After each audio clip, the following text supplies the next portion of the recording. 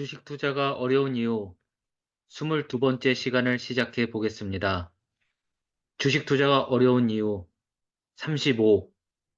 이런 곳은 피하는 게 좋다. 확률이 낮은 곳.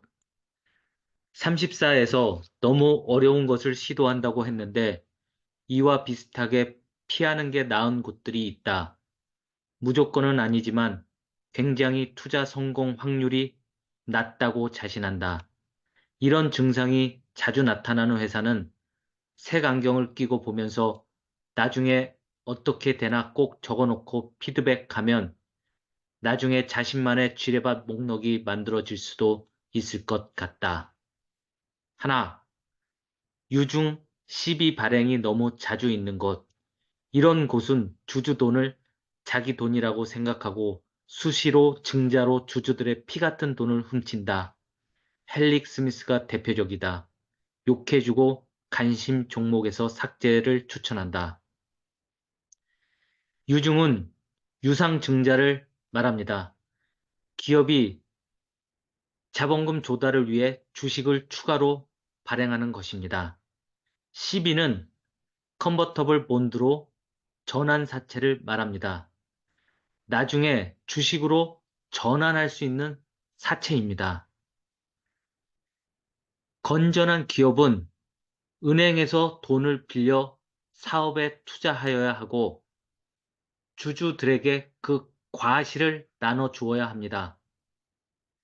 주주들에게 지속적으로 돈을 요구하는 회사는 좋은 회사가 아닙니다. 유중 시비 두 가지 모두의 공통점은 주식수가 늘어난다는 것입니다. 주식수 증가는 주가 하락을 야기합니다. 둘, 사업부가 너무 많으면 분석하는데 너무 오래 걸린다. 사업부 5개짜리 회사 분석하는 것보다는 1개짜리 회사 5개 분석하는 게 좋다. 하나가 잘 돼도 다른 사업부가 발목 잡을 수도 있다.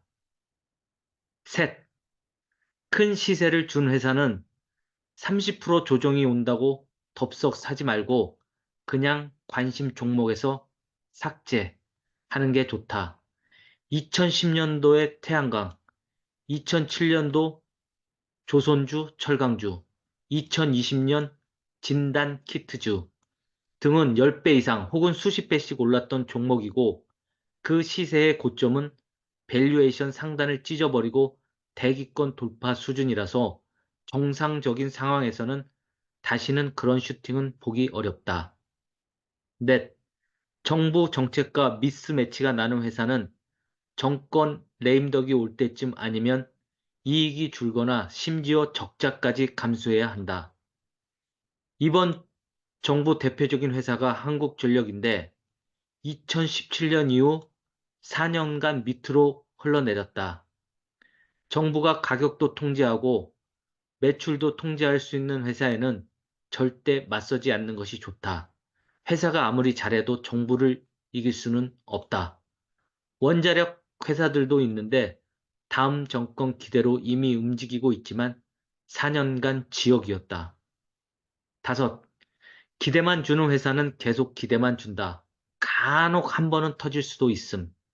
개발 중인 획기적인 제품이 있거나 테스트 중인 회사들은 계속해서 자신 있게 자기 회사 제품이 꼭 다음 세대의 주인공이 될 거라고 계속해서 말한다. 심지어 이번에는 믿어달라고 한다. 하지만 분기 보고서가 나오고 사업 보고서가 나와도 계속 준비 중이다. 회사 말만 믿고 되는 것만 기다리기보다는 이미 된 것들 중에서 성장성 있는 회사들을 고르는 게 시간적인 면에서나 확률적인 면에서 더 높다. 여섯, 큰 일이 터져서 장기간 영업이 안 되는 회사는 이슈가 어느 정도 해소되고 나서 들여다보는 게 좋다. 2021년 5월, 현재는 코로나 이슈가 진행 중인데 항공주가 그 대표적인 큰일이 터진 산업 분야이다. 주가는 미리 선반영해서 오를 수도 있겠지만 이미 많이 올랐음. 밸류에이션이 안 나오는 시점에서는 거친 조정을 웬만한 인내심으로 버틸 수가 없다. 이익이 나기 전까지 시간이 필요할 뿐 아니라 주기적으로 오는 시련이 산업 회복기에 오게 되면 생각했던 턴어라운드 시점이 더 늦어질 수도 있다. 그리고 주가는 이익이 나오는 시점보다 굉장히 빠른 템포로 반영이 되고 막상 이익이 날 때쯤부터는 주가는 떨어지기 시작할 수도 있다. 턴어라운드 중에서 초고난이도 턴어라운드이기 때문에 굉장히 어렵다. 턴어라운드라는 말은 실적이 적자에서 흑자로 전환되는 것을 말합니다. 역발상 투자를 잘하시는 분들은 이렇게 최악인 산업에 들어갈 수도 있지만 저는 개인적으로 못하겠음. 하지만 이런 회사들 중에서도 10루타 혹은 20루타 회사들도 나온다. 2020년 3월 HMM 20루타.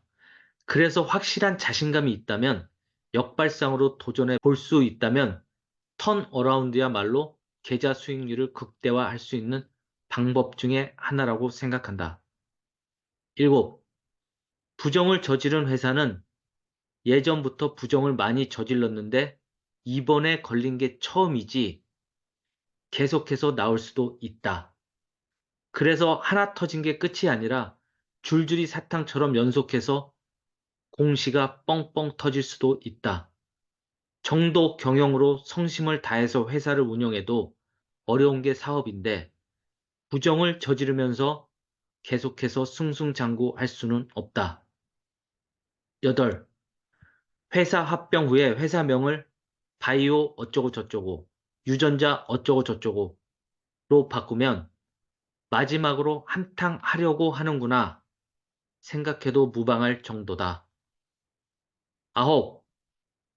대주주가 산업은행이나 정부 쪽이면 부실화 회사에서 정상화로 가는 길이 매우 험난하다.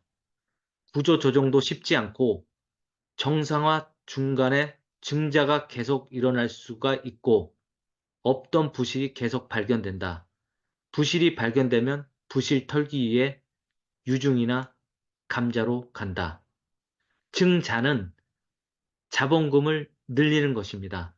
주식을 추가 발행함으로써 주가 하락을 야기시킵니다. 감자는 자본금을 감소시키는 것입니다. 주식수를 줄이는 것인데 상장 폐지를 위한 방편으로 사용되고 있습니다.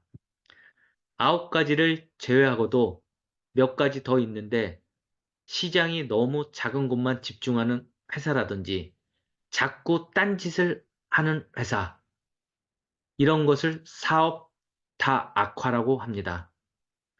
잘 알지도 못하는 금융상품을 자꾸 가입한다든지 회사는 결국 사업으로 돈을 벌어야 합니다. 잘 알지도 못하는 금융상품을 자꾸 가입하는 회사는 꼭 색안경을 끼고 보는 게 내 계좌를 보호하는 길일 수도 있습니다.